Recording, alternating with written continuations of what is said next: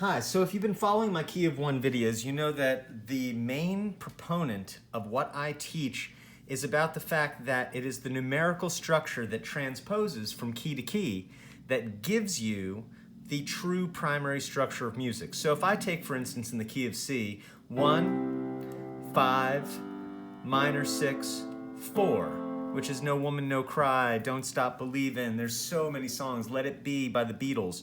But to take that chord progression, 1, 5, minor 6, 4, and look at it numerically. In C, we know that is C major.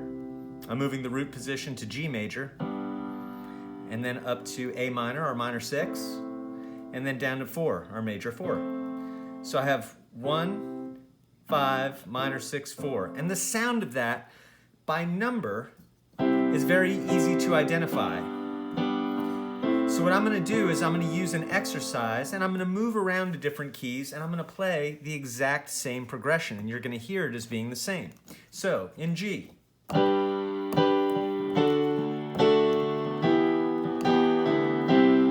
about in D?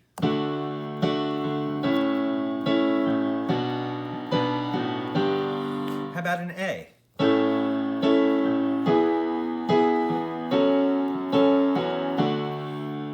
It works in every key and you hear the same progression. C sharp.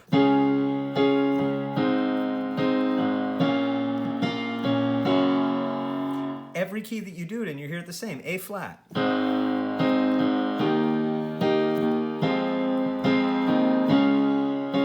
going to move it back to C, our learning key. I always love to learn everything in the key of C because it gets very familiar to C 1, 5, minor 6, 4 as C, G, A minor, and F. It keeps us oriented and not having to worry about checking ourselves with the letters every time because the letters are secondary. It's the numbers. So in 1, 5, minor 6, 4, anytime I go to a different key, those are 4 chords that are the most common chords that people write songs with, and for very good reason. If you play with those chords, you'll find a lot of songs, and not just in this order. There's lots of different songs that you'll find. So go into different keys and play the exact same numerical pattern. This is the primary information of a song. When you transpose a song, what transposes? The numerical structure. So in this case, by looking at it as 1, 5, minor 6, 4, if the singer comes into the studio and says, hey, I know this song's in C, but I'm feeling a little scratchy. Can we do it in B flat? Sure.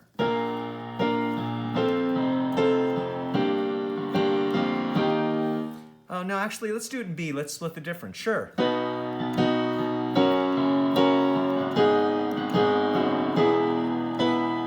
Any key I want to jump into, my information that I know is 1, 5, minor 6, 4. And since each of the 12 keys is finite and set in concrete and stone, and I've walked these changes and many more around in each key, I'm very familiar. So I can drop that numerical progression into every key no matter what. The singer comes in and says, hey, I know the song's in C, but I'm feeling good. I want to do it up in E flat. Sure.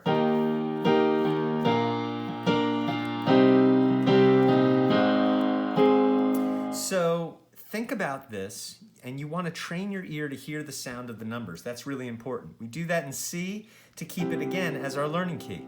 And you can move through from your 1 position to 2, 3, 4, 5, 6, and 7. A major or minor chord in each of those positions is kind of our basic chords across the bottom.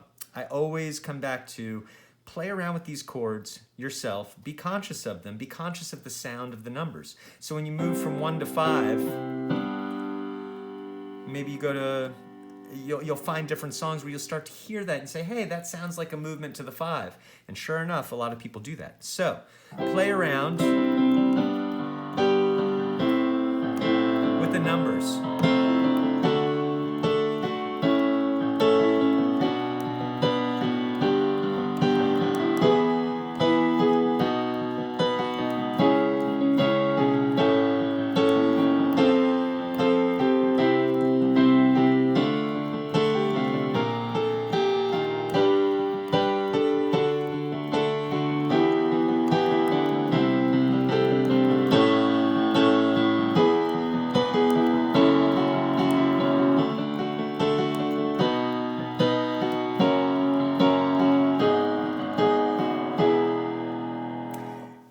top of knowing that, knowing shapes and patterns, knowing how to syncopate your hands with rhythm in between them, that's when it comes down to playing, because I can take that pattern, which I'm just doing as a very simple one, and I can break it up by rolling those chords in my fingers and give it motion.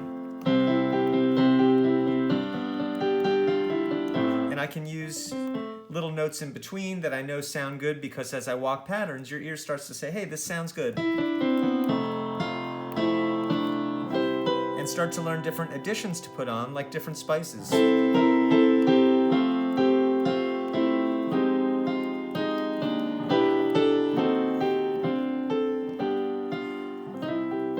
And your inversions lead you to being able to be really economical with your hand movement. Through practicing your inversions and being aware of them, you're going to be able to move through songs without moving your hand unless you want to. Use your pitch to move things up or down.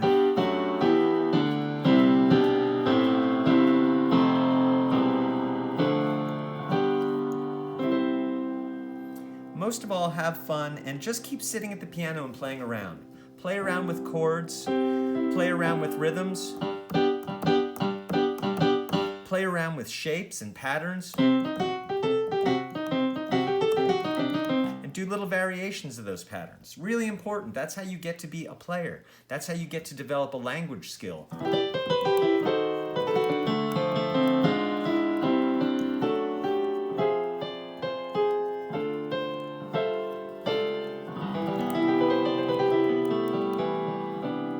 It's the people who do not leave this piano keyboard alone that prevail. So be that person, and I'll see you in the future.